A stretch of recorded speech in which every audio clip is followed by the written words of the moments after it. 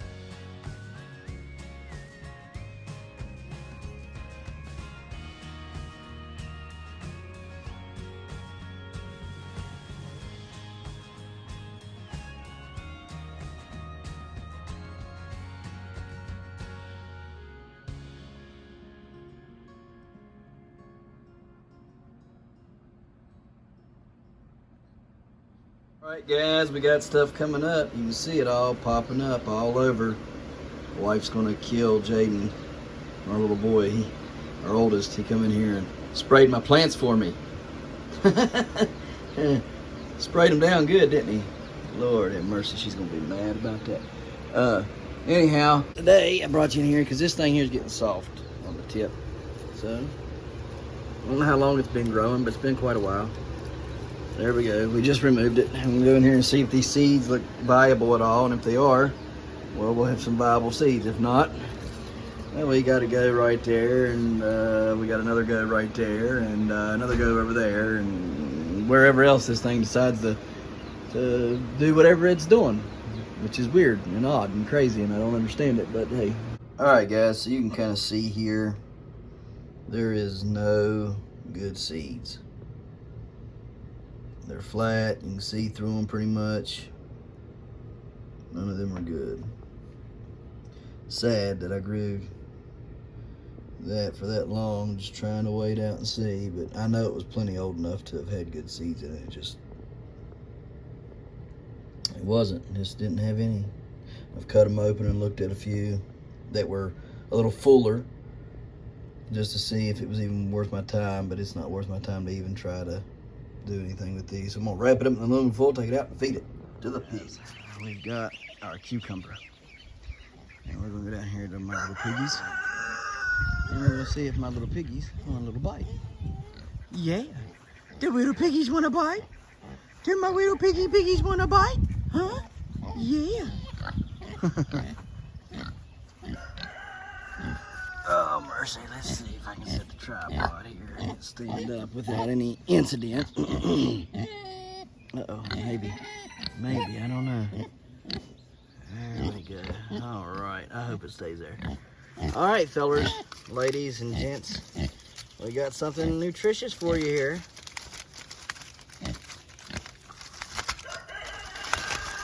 Oh, do y'all smell it? Do you smell it? Huh? Do you smell the cutie? Come here. Come on, Chilly Willy. Or not Chilly. Good night. Come on, Wilby. Come on, Wilbur.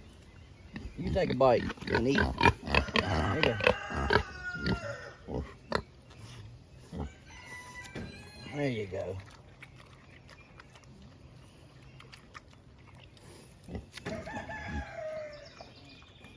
That's his spot. You're gonna get him mad at you. Oh gosh, ouch. That hurt.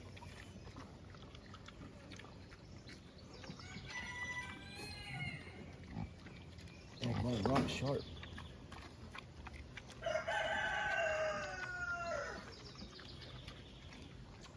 Good tuners, huh?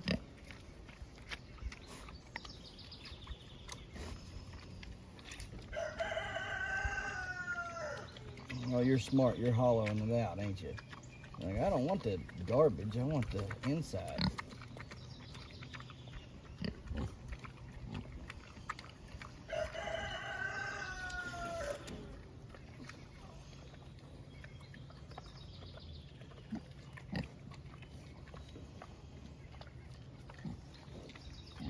Y'all getting this? Are y'all getting all this? Let me make sure it's getting that. Here, let me kind of pivot this.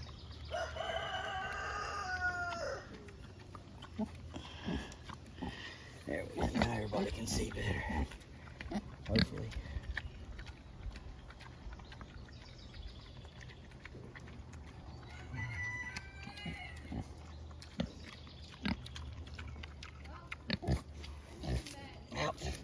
Oh, you little turd.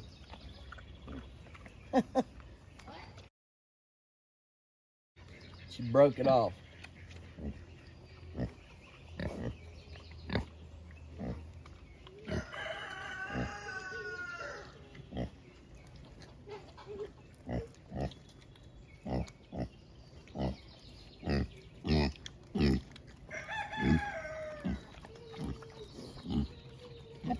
Here will be.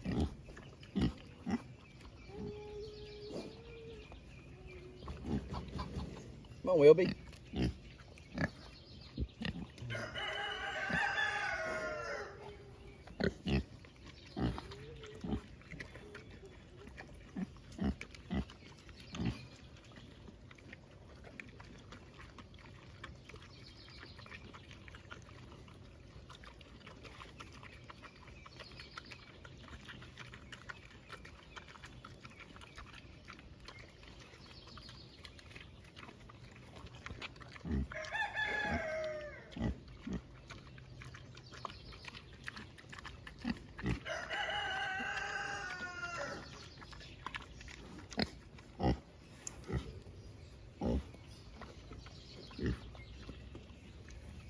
Okay, enough of that. Have at it. Have fun. Eat up. All right, guys, kind of show you this up here. I mean, the Theil plant is get it go going now. It is finally, yeah, that's what I want to see. I want to see all of them doing it too. I got a nice looking secondary back here. Yeah, the brown's looking good. I'm tickled plum pink with these plants. No, sir. We don't bring tricycles into the patch. Thank you. So anyhow, they're looking good. I like the way they're looking. I need to get in here and get that thing going that way. So let me get this situated real quick and I'll do that. You stay right there. All right, so here's all I'm gonna do. Move my walking board down here for now. Good job. I'm out here. Go out here. Push this vine over just a touch. Get out the way. We got tendrils Get out the growing way. on the sticks. I need to pull out my GoPro and see about doing some time lapsing of this stuff with my GoPro. I don't know, we'll see. Let's try to get this little bit of dirt out here. All right, now. Do that too. Since it's out here like so, I'm gonna try to flatten this out just a touch. And it get dirt out. Give it kind of like a trench to grow in, like that, so it lays down flatter and better. Right now, I'm gonna take and just lightly cover up.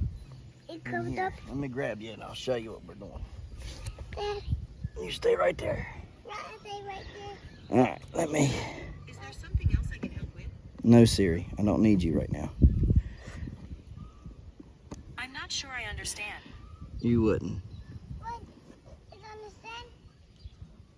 All right, let me see. Okay, so here's what we do. This is not going to be a full-on vine bearing video, but you can see right here. Yeah, it right there. We'll take this dirt and we'll gently gently cover up at that node right there. Okay, we don't need a lot on top of it, just a little bit. And then we're going to go back here and do it as well. Back here at this node, just a little bit. You don't need a lot right now. Okay, You can get a lot later. You just need a little bit for now. All right, so now that that's done and established, let's see here. This is gonna need to lay down some. So back here, I'm gonna dig out from underneath this just a touch, right here. So I can get it to lay down a little bit flatter there. And I'm gonna build up underneath this right here some, so that will root. Oh, I know y'all can't see back here, but let me show you. I'm still digging. Dad, I'm still digging. Okay, so like right here, I'm digging good. I took out, right here, I took the dirt out of there, right? All the dirt out of there, because it's kind of, you know, it's a hump right there. And this right here, right up underneath here, you didn't have no dirt underneath it. So I took right here and I pushed the dirt up underneath there. So now that'll root. Now I can take a little bit from here and stick just a touch of it on top there. Now that'll root, okay? Now back here, we'll just take just a touch of the dirt that we got left around it. We'll put a little bit there, and then we'll put just a touch on the top there. Not a lot, just a little bit, okay? You don't need a lot right now. Just a little bit. Just need a little bit of shade. That darkness will make it throw a root, all right? Now that's how you bury your roots, all right? Or that's how you bury your nodes, your leaf nodes, okay? And that'll really help. Now you can see here I got roots growing. See that white root there and a bunch of white roots there? So they're getting kind of exposed, so we need to take and get some dirt over there on that, all right? And kind of cover that up a little bit today. Then you just want to come out here to the end and take your skewers, like so, and get them in there like that, so that whoops, so they'll keep him on track for the way it needs to grow. All right, and then we'll wait a little while and we'll bury that one, and then we'll just keep burying on down. All right, so that's how you do a little bit of leaf, or a little bit of leaf node burying, or vine burying, whatever you want to call it. So on to the next guys. Going to do a little bit of watering real quick. So let's get to it. Oh man, my hands are dirty.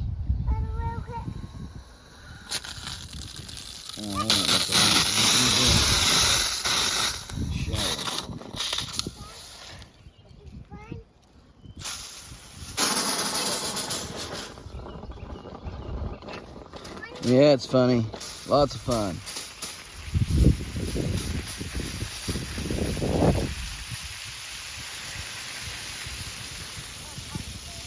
Yeah. All right, guys. So you want to not just water right here where the pumpkin is at.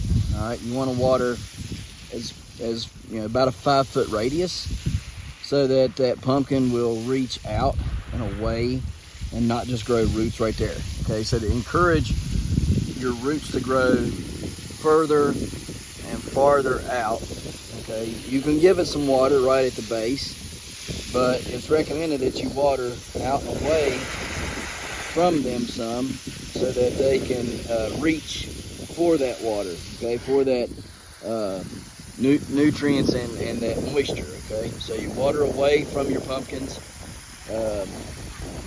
you know, 4 to 5 foot radius, so that they will reach and go and try to grow their roots out and away from just right there where they're at. Okay, so we got the 1883 Bayuk getting watered right now, looking really wonderful. Actually, I'm very, very, very pleased with how it's trying to grow there. It's just a little ornery on vine training. It is not the easiest in the world right now. It's wanting to continuously run straight downhill, which is aggravating, because like I said, I don't have my walking boards made, so I can't really get out there right now. I don't want to get right out there.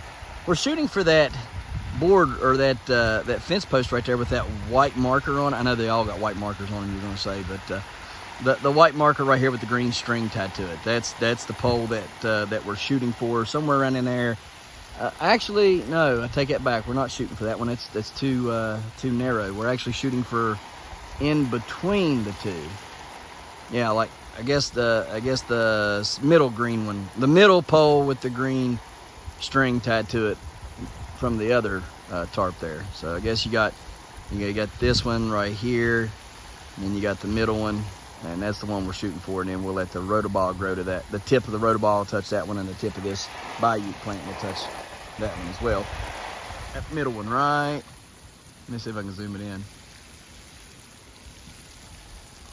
That middle one right there, that's the one we're shooting for. So hopefully we'll get that quite soon. I'm watering them a little bit right now. Just, you know, they perspire. You know, they kind of not sweat, I don't guess you would say, but you know, in a way. So during the day, you know, you'll see them and they'll be kind of wilty and stuff. The Theil plant is definitely wilty right now, so we got to get over and tend to him. And I'll show you that when we get to it. I've got to stick that shade cloth up today on him, so we will definitely do that here in just a few minutes. But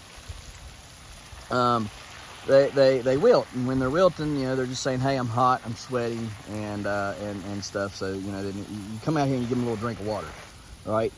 Basically, is what you're doing. Just giving them a little bit of drink and just trying to, you know, help them out some. Okay. Now, the other thing, you're cooling the plant down, and you're going to see this, you know, come pollination time, especially if you're in the giant growing world. You're going to see a lot of guys doing a lot of weird and crazy things, putting ice coolers out by their female flowers, and putting fans on them and pushing fans over ice to, you know, cool those females down to an optimal temperature to where they can be pollinated. Because if the female is too hot, she will not pollinate. She'll open, you know, but she won't, or sometimes they won't even open. You know, so it just, you know, you got to be at the right temperature. You got to be at the right conditions, and so you're going to see a lot of things if you're in the giant growing community right now. And in the next coming month, things are going to be really odd. You know, if you're a new grower, you're going to think, well, why in the world are you doing all these weird and crazy things? Well, they're trying to pollinate, and they're trying to get those plant temperatures down and all those things to it. I mean, plants has vascular systems, and those vascular systems, you know, operate at different times of the day, and you know, sometimes the optimal time to be out here feeding your plants is, you know, could be 3 o'clock in the morning.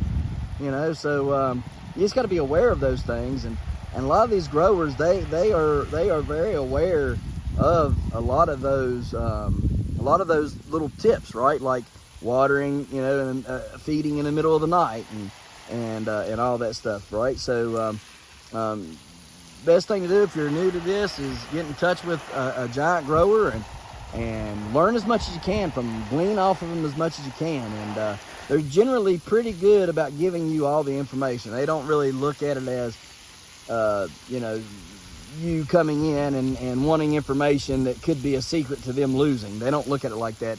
Basically, they're all like, if you're good and you do what we say, you'll be successful. But we have very little worry about that, because I think like 90% of people who ask questions, who even get seeds, 90% of those people will never grow a giant pumpkin past their first year. Many of them won't even grow the seeds you give them. So, or even attempt it, you know what I mean? So there's a very, very low rate of people who will try this. And by the way, the one that's getting watered right now, that's the 2350 Ginger, who is the parent plant to my 1883 over here that's getting watered now. So on to the Theil plant. Son, if you could, give me some slack there so I can reach my towel. So we're gonna go over here and give the Theil a shower. It's looking worse for wear. I don't know why, but you know, it is what it is. Let's see. We got pinched off there somewhere. I would say a lot of this is you know, probably due to the shade cloth not being up. So we're gonna put that up today and everything, and some of it could be some other issues that I'm unaware of, but I do know that I got a good looking secondary coming off of it, and I have started bearing vine on there. So we're just going to let it do its thing. I believe it'll come out of its little funk that it's in. Just got to be patient and wait for it. The 21.95, right? Is it? Yeah, 21.95 Theil. I believe is what it is. it seems to be a pretty good plant thus far, and a lot of other growers that's growing it are seeming to like it as well. So it should be good. I didn't talk about the rhodobah down there. The reason why they're smaller is because they were started roughly about 2 weeks difference between those plants and these plants, and they didn't get a milk jug to grow in. They got put in. I don't remember what they were. Smaller containers. It was like a half-gallon container or something like that. They didn't have a full 1-gallon container. So anyhow, they'll catch up though. I have faith in them that they'll catch up. It's a really good plant. So anyways, again, this one here, it just needs some help. I see the secondary running right there. So we're just going to give it the water, give it the love and the attention that it deserves. Going to put that shade cloth up hopefully right now. As soon as I get done watering this, I'm going to try to get this nasty junk off of this top here though. Alright guys, so we're up here watering the cabbages and stuff.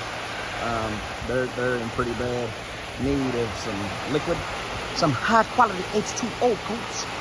So we're going to give them that and get them cooled off some. Everything up here is really needing some water. Just part of one. It's nice to grow along the side of your house during early spring.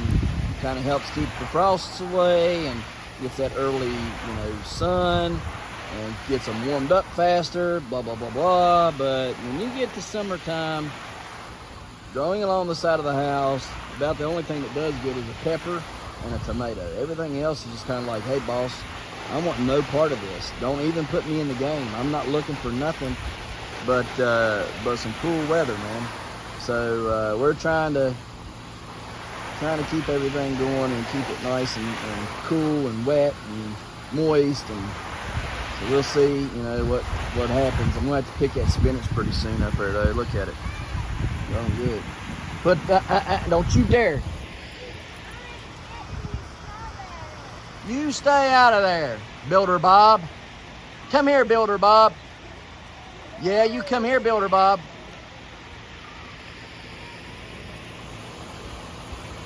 Builder Bob's got a temper. Builder Bob don't learn to curb that temper.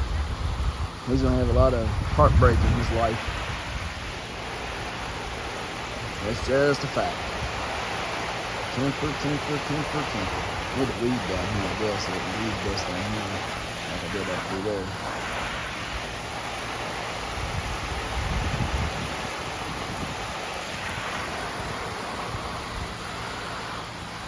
So I'll show you these right here. These are all tomatoes that I stuck in here last week. Look at all those roots on there, okay? So if you ever wondered, now you can pull all that nasty dead stuff off of there, right? But look at all those roots going. So if you ever wondered how to do it, it's simple. You just fill you up a bucket of water, stick them rascals in there, let the water do the work, and you get to reap the reward. Because look at them roots. Now you can stick other things in there, some root growing hormones or something like that. This does not have that in there. I would encourage you can do that if you would like, but you don't have to. It's not a must. When you put that root growth hormone in there, it just makes it quicker, that bigger roots, faster roots, and all that. But it's not a must. Every little hair on that tomato right here. Let me show you the hairs. So all those little hairs, those are all roots, just waiting to pop out and open. Like, see these right here, these purple ones right here? Well, you stick that down in there, and guess what'll happen? They'll turn to roots too. We'll come back in a couple days and check that one out. Yeah, y'all. All I did was put the hose down in the center block, and it's done filled up this center block and this center block. You don't think I'm playing? Look at that. That's crazy, isn't it? And filled up from this side, it filled up the other side. That's weird. All right, y'all, watch out. Gotta go. So you can see what I've done there is with the bread ties. Tied it down there, right there, and then I tied it right there below and above the break. And hopefully that little bit left that it's got there can kind of heal itself back. I could try to graft it back together, I don't know if I want to try that or not. I don't know. Might just leave it like that. If not, I still got the one Manzano plant right here. So I'll water them in and yeah, move on. Guys, just a quick little look over everything. So this is one of the Joe's Super Hots that we got. This is a surprise one. We got it planted.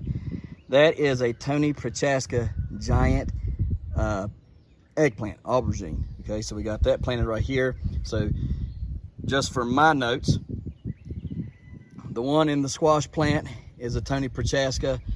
The one in the greenhouse is a Tony Prochaska. So I still have to get the brown and the Glazebrook planted.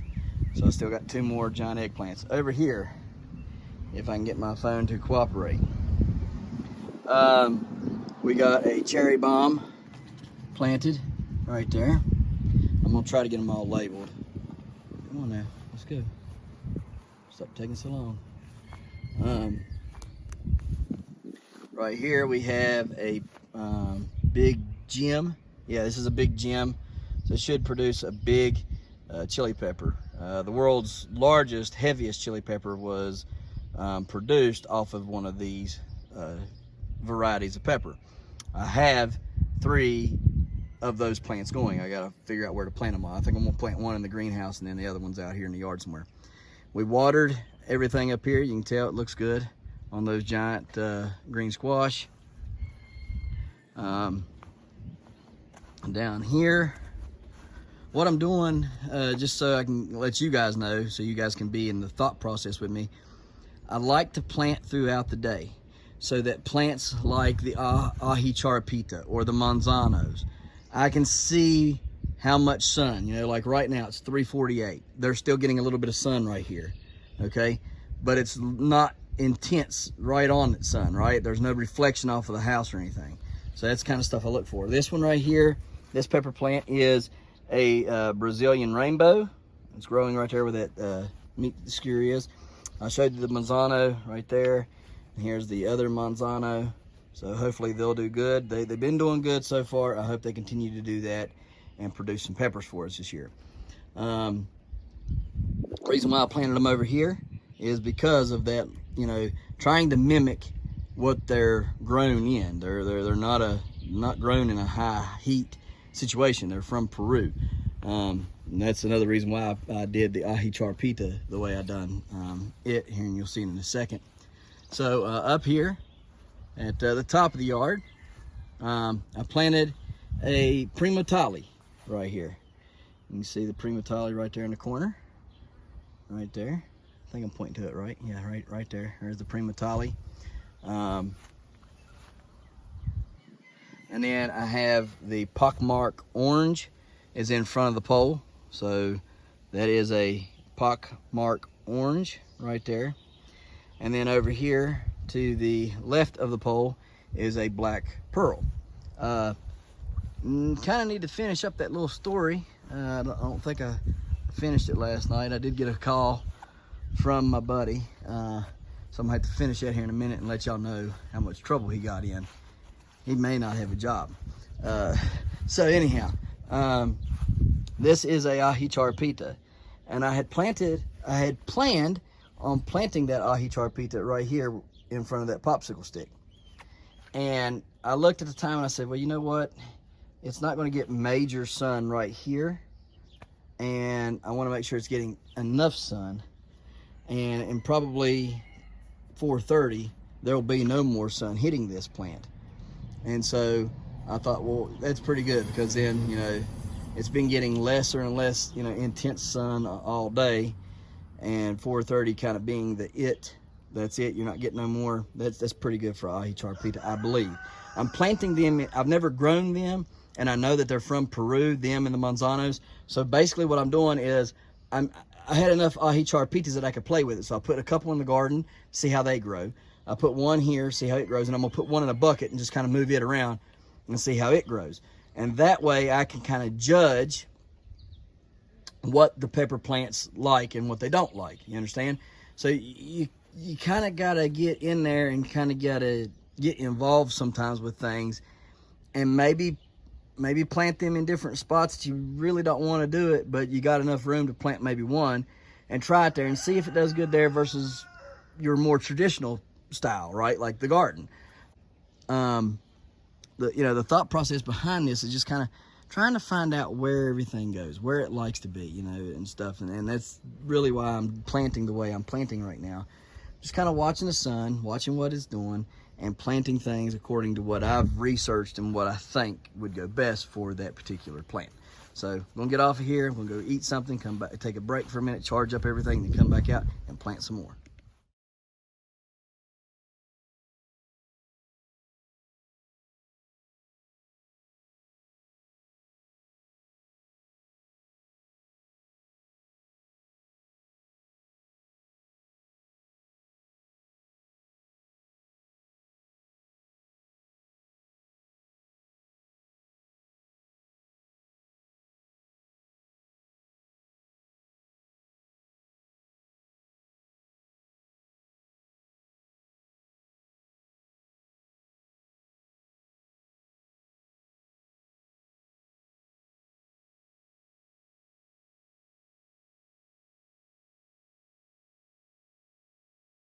All right, so we got it up.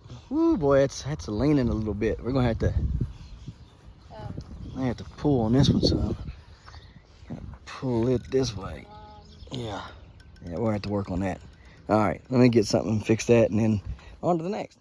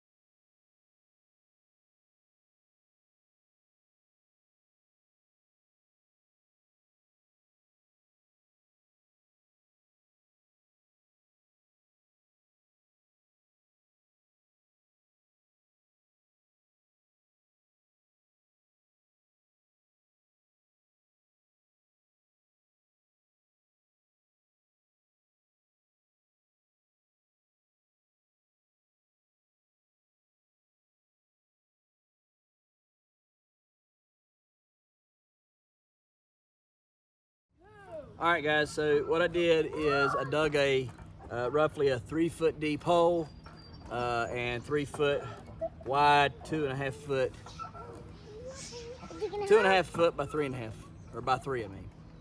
You can dig it 3 by 3 or 4 by 4, whatever. All of this, because it's in the pumpkin patch, I'll just till this into the top and let it kind of filter and do its thing through the gypsum and everything that's up here this year. Anyways, you don't, on your big, these are giant tomatoes, and this is a 9.06 brown. I don't remember, it's like 4th or 5th, maybe 6th largest, something like that. He's in the 9-pound club, and there's not very many of them. There are very, very few.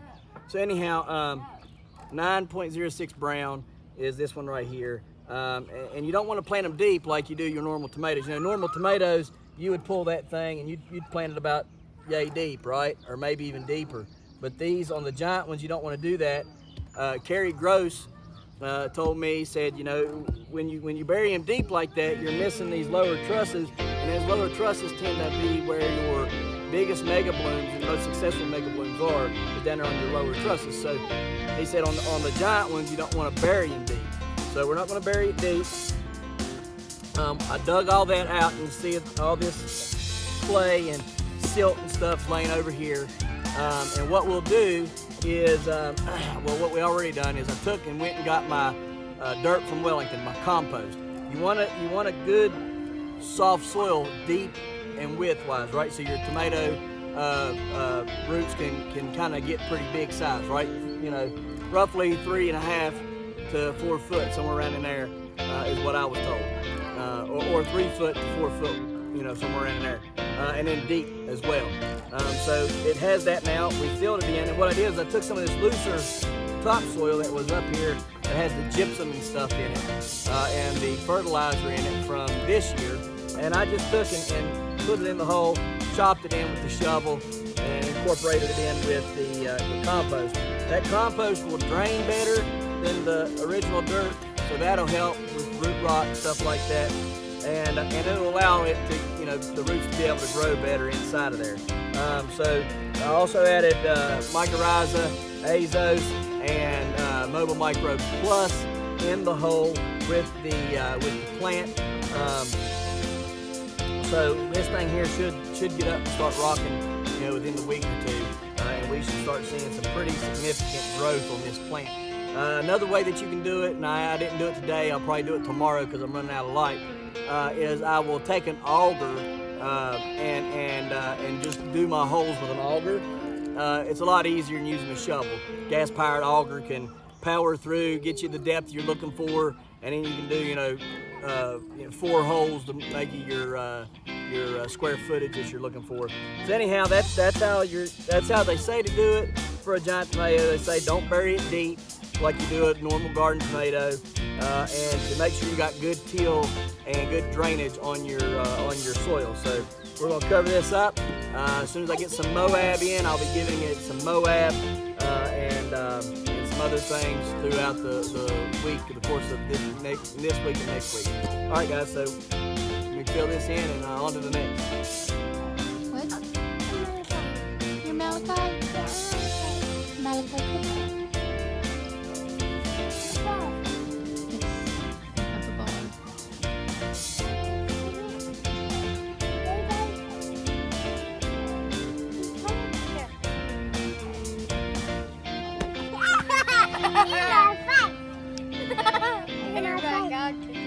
You mean?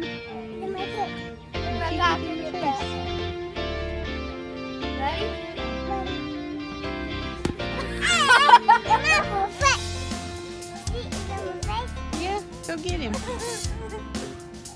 Ready?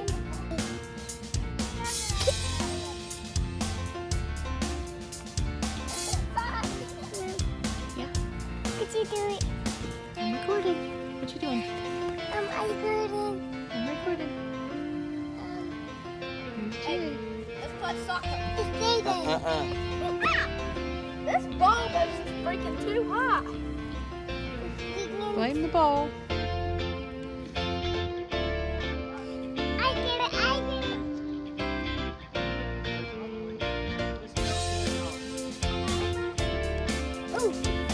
Where are you going? Uh-huh. All right. Let's go take a look at the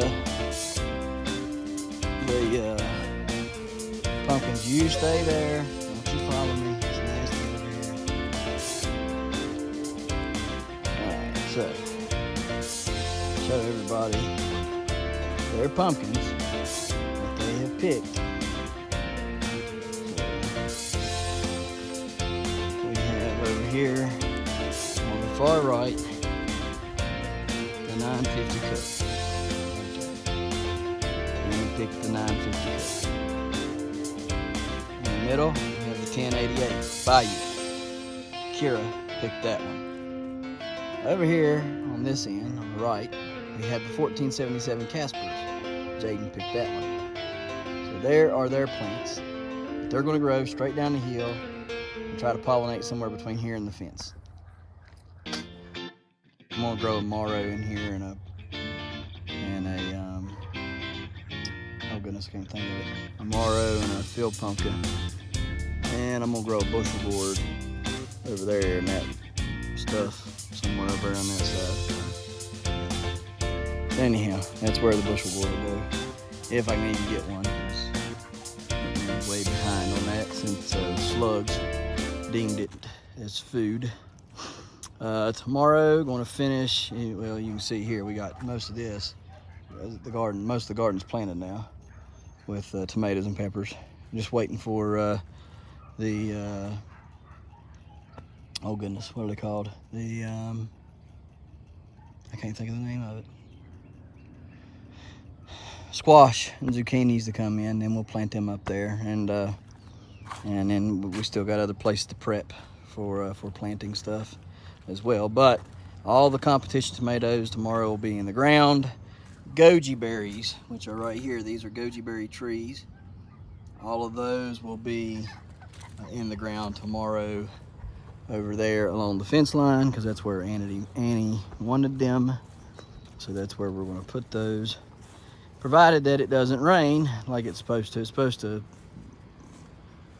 come back and rain and rain and rain again. I don't need it, but it's going to, I guess.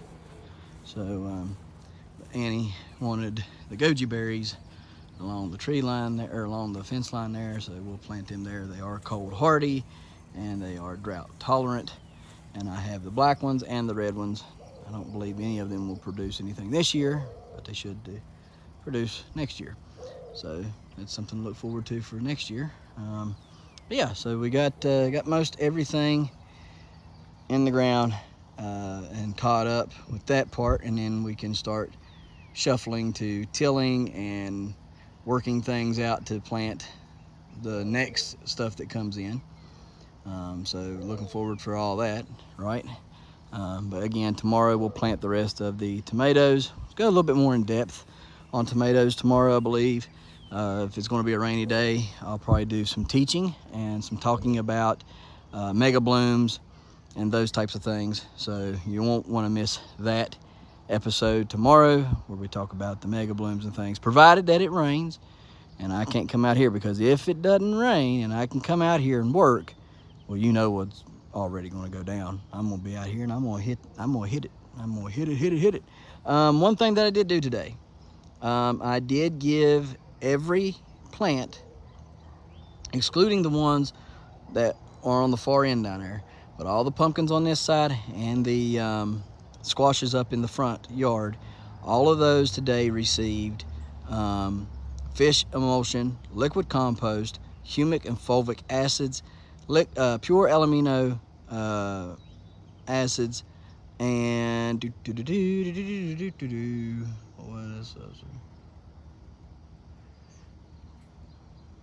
Fish, liquid compost, humic, fulvic, and pure amino acid.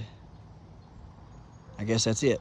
So anyhow, but yeah, they all got that today. So what I did is just poured it into a measuring cup, come out here and poured it on the stumps, and then after I poured it on the stumps, I took it and watered it in. And so we'll see.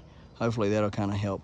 Liquid compost, the reason why I use it with fish emulsion is because there's microbes in it, and molasses and all that combined with fish emulsion should help break down and microbes and stuff just start eating the fish emulsion a little bit quicker and things. So anytime that I use fish emulsion, I use liquid compost by Previgenics, and so far it seems to be working. So I mean, I don't know what else to say other than it seems to be working right now. So it seems to be like some good stuff. So anyhow, guys, we appreciate you watching, and we'll see you tomorrow right here on the Hollers and Hills of West Virginia. Don't forget to smash that like button. Hit that notification bell. Don't forget to share. Thank you, good sir. You're welcome. And subscribe.